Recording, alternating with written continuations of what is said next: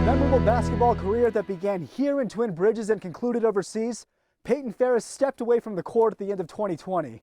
And while it's difficult to know what her lasting legacy will be, there's little doubt that she'll take her place as one of the most gifted athletes the Treasure State has ever produced. Ferris. How impressive is this kid from Twin Bridges, Montana? It's definitely harder to come from a place like this in small rural Montana. You're not exposed to maybe as much high-level competition or whatever, but it just goes to show that, you know, mentally, if you put your mind to something, you can achieve anything, and it doesn't matter where you're from. To appreciate where Ferris has been, we first need to step back a decade. As a high schooler, her unmatched athletic talents earned Ferris Montana Gatorade Player of the Year honors at Twin Bridges. She then headed to Montana State, where she played for Tricia Binford and became one of the highest scoring players in Bobcats history. After college, Ferris traveled overseas, where she played professional basketball in Spain's Basque Country for 3 years. But last September, she injured her knee in the preseason. Mentally, it kind of took me back because I couldn't play at the level I wanted. I couldn't move how I wanted.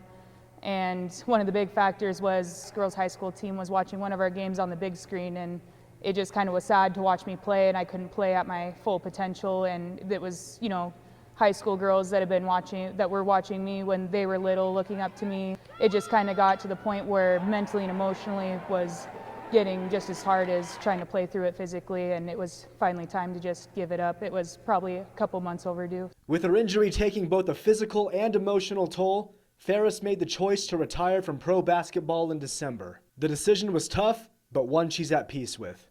No, it wasn't easy at all. I mean, my whole life I've had the game of basketball, and you know, I had to push through a lot in college, and that's where I didn't know if I could keep going for too long after. I didn't know if I was burned out, but I had a great experience over there professionally. I stayed healthy for, you know, 3 years of it.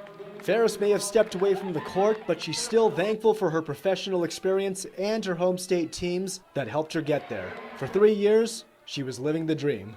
Walking into this gym and walking into the Rick Breeden Fieldhouse MSU, it's always going to have that special feeling. It means everything that you can play a sport and eventually have that be a career. And, you know, people don't necessarily want to call it a career because there's so much that goes on behind the scenes, but if it was easy, everybody would be doing it. To do what you love is the best kind of job you can have.